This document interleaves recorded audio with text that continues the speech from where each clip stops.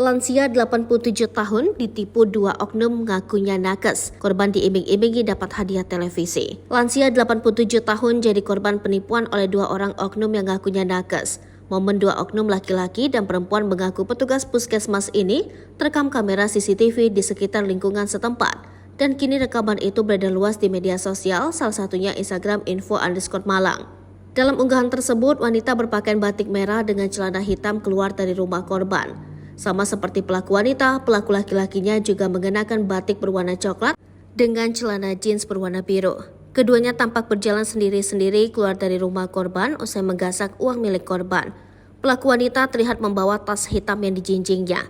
Dilansir dari Tribun Jabar, Ketua RW di lingkungan tersebut, Medi Harsono, mengatakan bahwa kejadian penipuan itu terjadi pada Sabtu 28 Oktober 2023 sekitar pukul 14:05.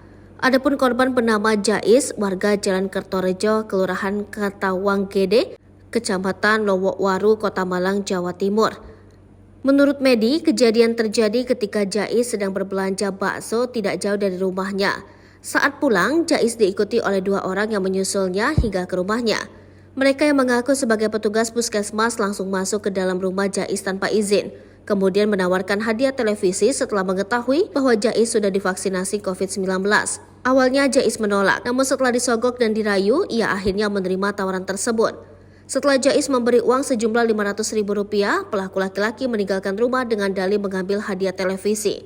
Sementara saat Jais sedang berganti baju untuk foto, pelaku perempuan kabur dengan membawa dompet berisi uang sebesar Rp100.000. Dampak dari kejadian ini, Jais kehilangan total uang sebesar Rp600.000.